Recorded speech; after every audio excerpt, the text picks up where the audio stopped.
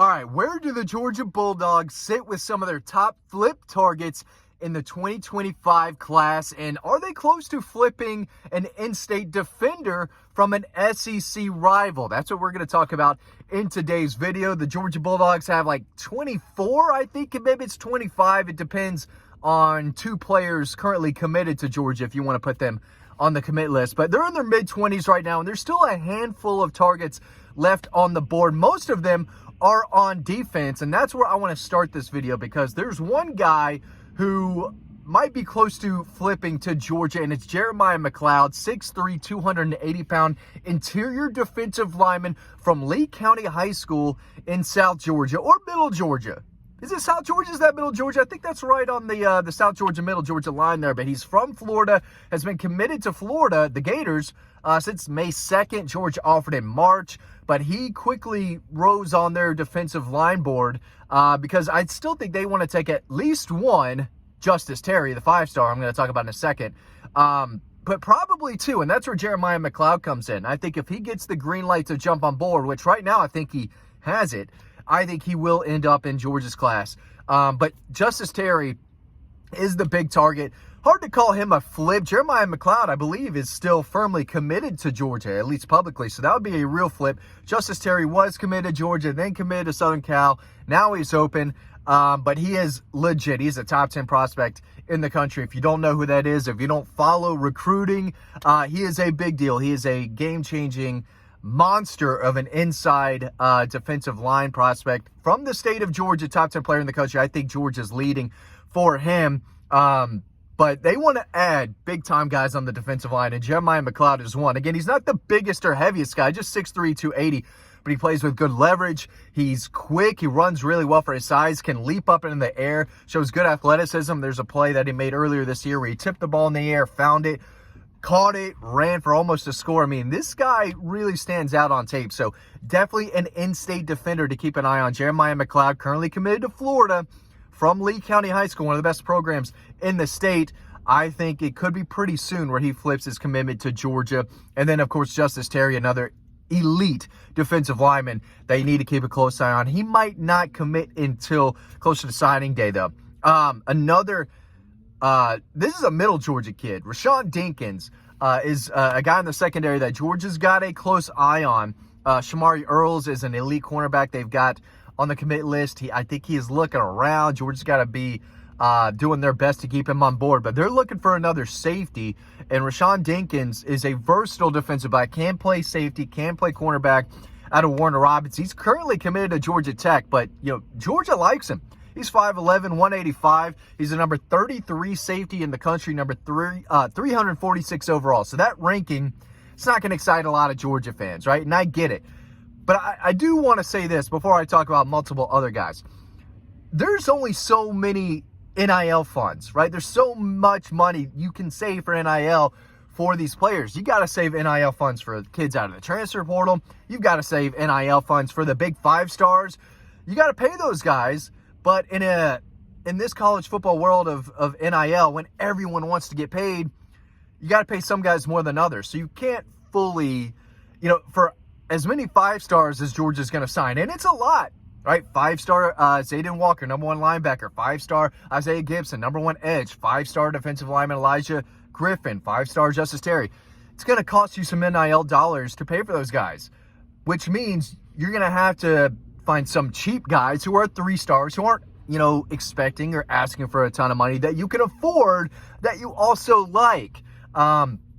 Jeremiah McLeod is a guy who I think they, can afford, who's a good player that they said, okay, we can, it's not going to take a whole lot to get this kid from a financial standpoint, but we like him and think we can turn him into a good player. So there still is a salary cap that these programs have. They just have their own individual ones. And if they use 80% of their NIL funds on a quarterback, then you're not going to get those guys in the trenches. And Georgia is a team that uses their NIL funds for defensive linemen, for offensive linemen, for a key linebacker or two, for a key safety or two. I'm talking about you, KJ Bolden.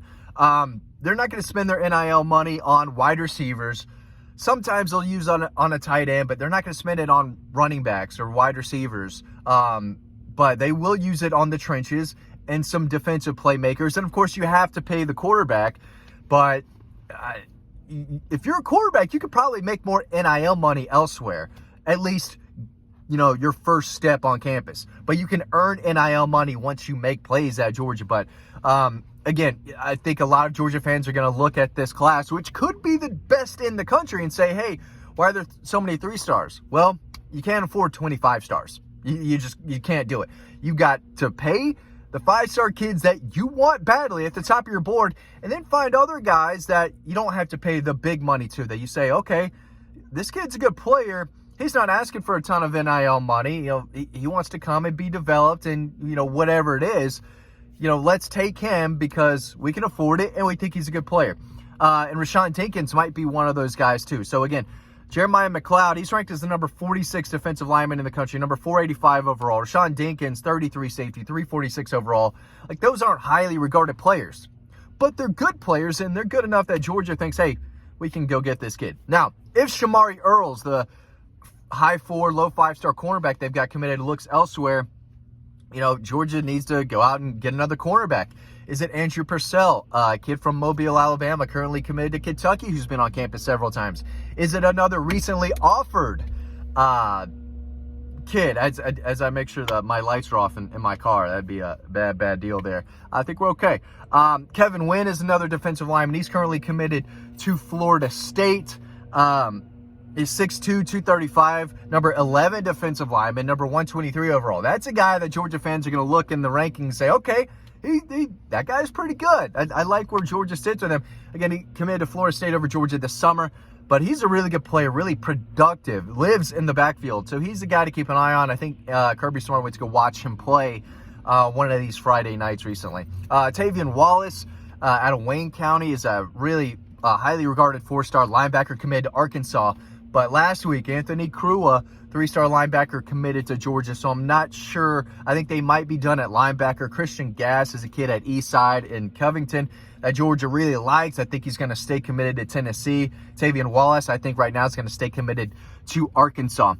Chase Linton, former Rutgers commitment. He's opening his recruitment. I think Georgia leads for him. They've got 2 edge defenders on the commit list right now. Isaiah Gibson out of Warner Robins. He's a 5-star. Darren Ikanagban, a promising, long, athletic edge defender from New Jersey.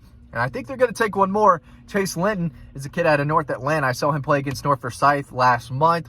Long, again, athletic, aggressive, lightning quick off the snap. You look at him, he's got the physical tools. He's got the football skills. He's got the talent. He's got the potential. And he's climbing the rankings big time. So he's an in-state kid to know who was a 3-star. I think he might be a 4-star when the final rankings come out. But he's an in-state kid to know.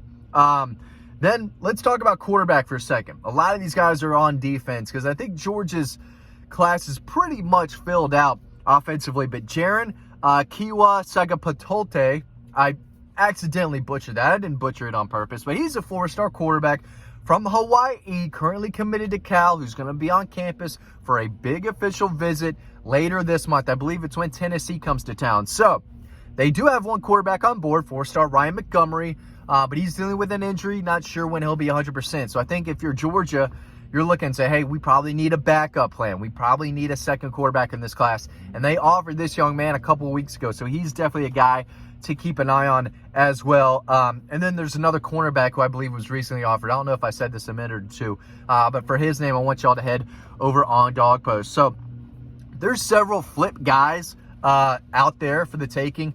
At at running back, they've got 2. At tight end, they've got 2. They might try to flip a kid on the offensive line.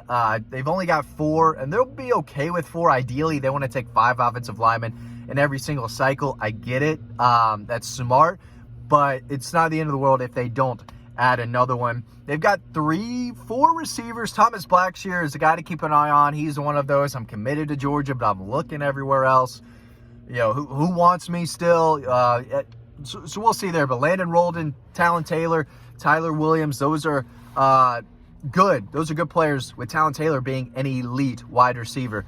Defensively, we talked about the defensive line. We talked about the edge guys. We talked about the 2 linebackers. They've got Zayden Walker, number 1 linebacker in the country out of Sly County, and Anthony Crua, a versatile athletic linebacker from Marietta that jumped on board last week. So, it's it's got a chance to be the #1 class. They've got to get Justice Terry to do it and probably add a few more pieces. But Georgia's in a good spot for another elite recruiting class. Thanks for watching. Hope you learned something. And I'll see you over on the website.